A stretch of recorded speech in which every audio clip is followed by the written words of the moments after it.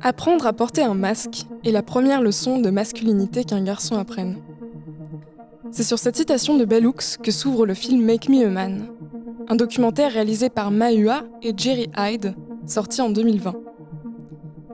Dans ce film, qui m'a bouleversée, on y voit une dizaine d'hommes raconter leurs failles, leur vulnérabilité avec beaucoup de douceur. On y parle de sexualité, de liens intrafamiliaux et surtout de masculinité. On voit tous ces hommes se mettre à nu, comme on n'a jamais vu d'autres hommes le faire, pour être dans l'intimité la plus totale. Quand j'ai découvert ce film, ça m'a fait l'effet d'une porte qui s'ouvrait. Je m'intéresse au féminisme et je me déclare comme telle depuis le lycée au moins. Pour moi, le féminisme a toujours été une simple histoire d'égalité homme-femme. Ça me paraissait naturel, ça allait de soi. Bien sûr que je suis féministe. Le truc qui me paraissait plutôt bizarre, c'était que peu de gens autour de moi le soient. Parce que oui, féminisme, c'est un peu le mot qui fait peur, dont on se méfie. C'est quoi féministe ? C'est les vieilles folles qui détestent les hommes et qui montrent leurs seins ? C'est des hystériques, elles abusent. Ce sont des sorcières. Parce que c'est comme ça que les médias et tout ce qui s'ensuit les présentent. Comme une bande de femmes hystériques, connes et mal baisées. Et puis c'est tout. Mais moi, à l'époque, je voyais juste des femmes courageuses qui se battaient pour leurs droits, qui s'en foutaient d'être jugées, détestées, parce que ce qu'elles voulaient, c'était leur dignité et leur liberté. Et je trouvais ça admirable. Du coup, moi aussi, un beau jour, j'ai décidé de me dire féministe. Parce qu'il faut appeler un chat un chat. Si être féministe, c'est refuser que mon genre soit un problème pour accomplir des choses, alors oui, je suis féministe. Et si féministe veut dire que je veux combattre le patriarcat, alors oui, je veux combattre le patriarcat. Le patriarcat, c'est le système de domination le plus généralisé sur Terre. Ça part du principe que les hommes sont supérieurs aux femmes et que donc, c'est eux les chefs qui doivent avoir le pouvoir. Et ça, dans tous les domaines de la vie. Dans la famille, dans la politique, dans la religion. Cette supériorité-là, elle viendrait de la nature. Parce que selon le patriarcat, les hommes et les femmes naissent avec des rôles bien définis. Par exemple, les femmes devraient être de nature douce, sensible, fragile et devraient prendre soin des autres. Alors, leur travail, c'est de faire des bébés, la cuisine, ce genre de choses. Les hommes, eux, seraient forts, protecteurs, avec une autorité naturelle et avec de plus grandes capacités intellectuelles et physiques. Leur rôle serait donc de décider, de combattre, de sauver. Le patriarcat suppose donc une hiérarchie entre hommes et femmes. Les hommes au-dessus, les femmes en dessous, et si les hommes adoptent le comportement d'une femme et vice-versa, oh là là, c'est la décadence. La colère de Dieu va s'abattre sur la France. Et le pire dans tout ça, c'est que le patriarcat est encore d'actualité. On continue d'éduquer les enfants de manière binaire selon leur genre. Tu joueras avec tel jouet mais pas tel autre. Tu aimeras telle couleur. Tu te comporteras comme ci et pas comme ça. Tu feras ça comme métier. Voilà à quoi ressemblera ta vie. Et ces injonctions continueront tout au long de la vie, même bien après l'enfance. C'est un peu comme un règlement intérieur qu'il faut suivre à la lettre, parce que si un jour on y déroge, on risque très gros. Le rejet, l'humiliation et parfois même la mort. Donc, comme vous pouvez le voir, tout ça laisse très peu de place à une forme d'imagination, à être libre dans sa manière d'être et d'agir. Et ça, autant du côté des hommes que celui des femmes. Mais dans le film de Mahua et Jerry Hyde Make Me a Man, les hommes justement décident de déroger à ce règlement. Parce qu'on les voit pleurer, montrer de la sensibilité, être vulnérables. C'est ça qui est bouleversant. C'est ce courage qu'ils ont de se montrer tels quels, en s'en foutant de ne pas apparaître comme des hommes forts et insensibles, de choisir d'être eux-mêmes, de manière totalement brute, sincère et honnête, de choisir une vie d'introspection plutôt que de mensonge, de contrer le patriarcat.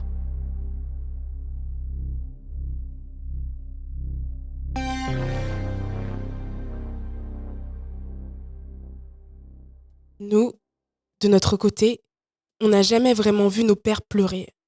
On n'a jamais vraiment connu des hommes capables d'exprimer leurs émotions de manière aussi sincère et vulnérable. On aurait presque oublié à quel point les hommes étaient humains eux aussi, avec des sentiments, des émotions, des larmes. On aurait presque oublié qu'eux aussi, ils subissaient le patriarcat, et ce de manière assez vénère, parce qu'ils pouvaient littéralement passer leur vie entière dans le mensonge, dans la colère et dans la violence. Tout ça pour être reconnus comme des hommes, des vrais, quitte à vendre leurs âmes au diable.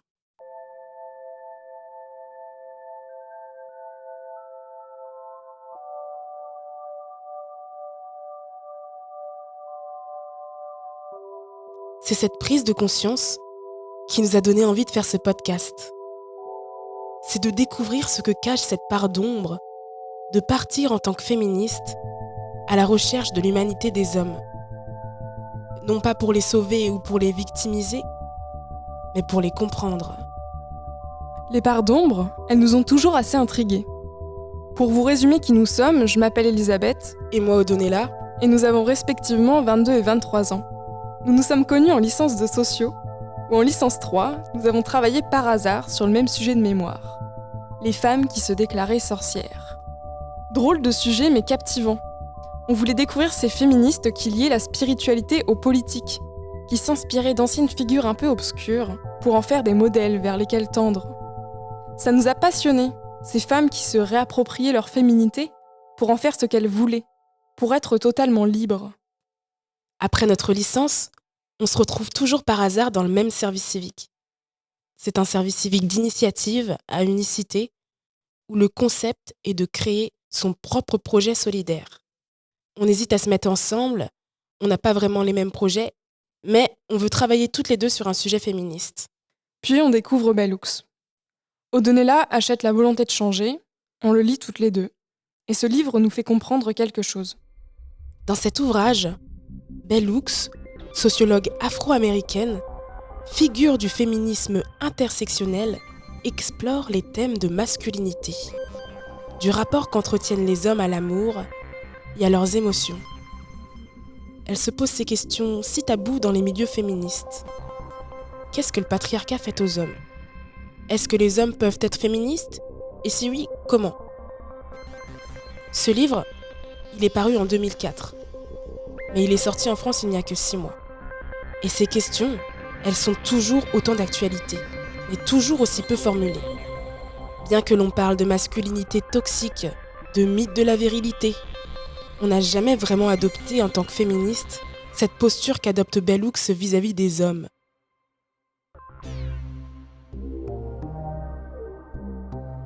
Elle décide de non pas les voir comme des êtres fondamentalement contraires à nous, mais plutôt comme des semblables, comme faisant partie du même bateau que nous, les femmes. C'est ce que dit aussi Maïwa concernant son film. Après m'être consacrée aux femmes et au féminin pendant si longtemps, j'ai eu envie de découvrir ce qui se passait de l'autre côté. Mais au final, je me suis rendu compte qu'il n'y avait pas d'autre côté.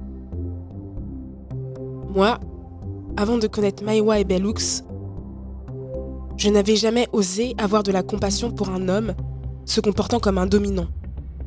Parce que ça faisait syndrome de Stockholm. Alors dites-moi comment je pouvais accorder de la compréhension à quelqu'un qui refusait de me comprendre. Comment je pouvais faire un geste d'amour à quelqu'un qui me méprisait, qui me violentait, qui pouvait même me tuer ou me violer. Mais voilà, on s'est rendu compte que c'est une citation de Bellux qui ouvrait le film de Make Me a Man, et le lien s'est fait. Quand nous avons vu Make Me a Man, nous n'avons pas pu nous retenir de ressentir de la compassion pour ces hommes, alors même qu'ils avaient été auparavant violents, colériques et même misogynes, parce qu'ils nous expliquaient leur souffrance et d'où elle venait, parce qu'ils osaient être dans l'honnêteté, quitte à remettre en cause leur image d'homme patriarcal. Dans La volonté de changer, Bellux raconte elle aussi ses vécus, ses comportements d'homme violent qu'elle avait vus dans sa famille, dans ses amours, tout au long de sa vie. Comportements dont elle avait pâti, dont elle avait souffert, qui l'avaient parfois brisée. Et pourtant, elle parvenait à éprouver de la compassion pour ces hommes. Non pas pour les excuser de leurs actes, mais pour les comprendre.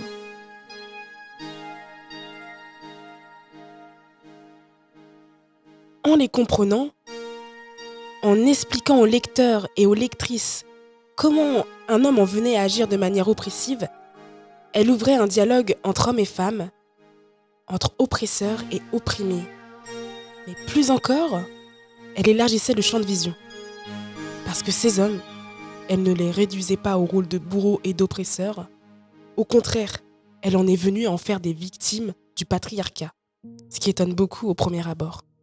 Comment les hommes peuvent-ils être des victimes du patriarcat alors que c'est un système où ils sont gagnants en tout point?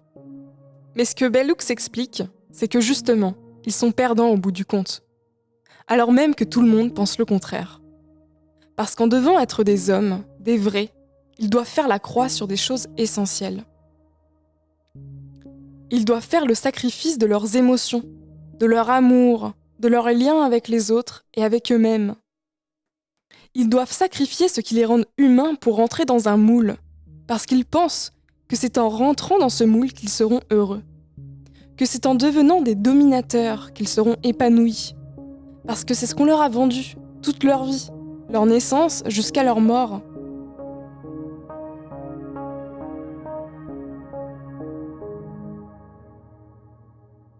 Et ce que ça donne au final, c'est le monde dans lequel on vit.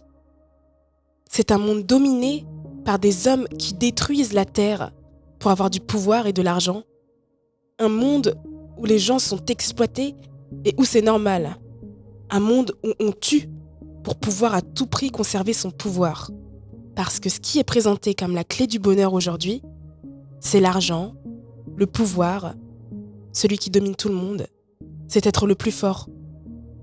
Et croyez-le ou non, tout ça, c'est le fruit du patriarcat. Plus précisément, comme le dit Bell Hooks, du système patriarcal capitaliste, impérialiste blanc.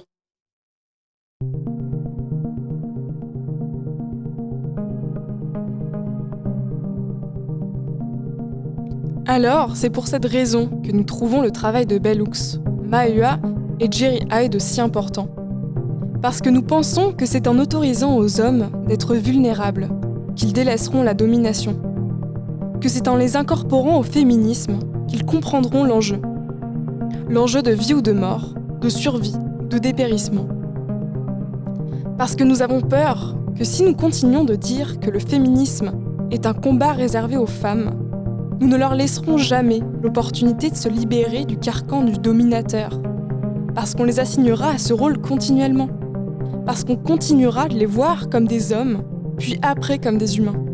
Parce qu'on aura joué le jeu de l'oppresseur, où on aura vu d'abord la personne pour ce qu'elle est de différent et d'étranger à nous, plutôt pour ce qu'elle est de semblable. Et nous serons toujours en guerre, toujours dans l'incompréhension de l'autre. Nous ne disons pas que nous détenons la vérité, mais nous pensons que c'est une réflexion qui vaut le coup d'être menée, parce que cette manière d'appréhender les choses peut être le point de départ de nombreuses révolutions. Révolution de l'amour, des émotions, du féminisme. Mais pour qu'elle soit révolution, elle doit être partagée et comprise. C'est ce qui nous a motivés à créer ce podcast. Nous voyons dans le regard de Bell Hooks, Mahua et Jerry Hyde quelque chose de visionnaire. Et nous pensons que ce regard se doit d'être partagé au plus grand nombre. Aux hommes, aux femmes, aux personnes transgenres et non-binaires, aux féministes. Alors, nous vous proposons de mener avec nous ce cheminement, qui sera sûrement imparfait, mais qui, nous l'espérons, nous mènera vers une réflexion commune autour de notre futur en tant qu'être humain, en tant que civilisation. Je suis Odonella. Je suis Elisabeth. Et bienvenue dans Sincère Life. Nous remercions Unicité et le programme Rêve et Réalise d'avoir rendu ce podcast possible, mais aussi l'EduLab de l'Hôtel Pasteur pour l'escale et le prêt de matériel. Nous remercions le Fonds régional d'initiative jeunesse de Rennes de nous avoir fait confiance en nous finançant, et sans qui nous n'aurions pas pu diffuser ce podcast. Nous remercions aussi chaleureusement Théodore Vielpo et Vincent Anquinet pour les magnifiques musiques, Pierre Bouillot pour le montage, et David Talbot pour le mixage. Merci. On se retrouve le 27 mai pour la sortie du premier épisode de Sincère Life.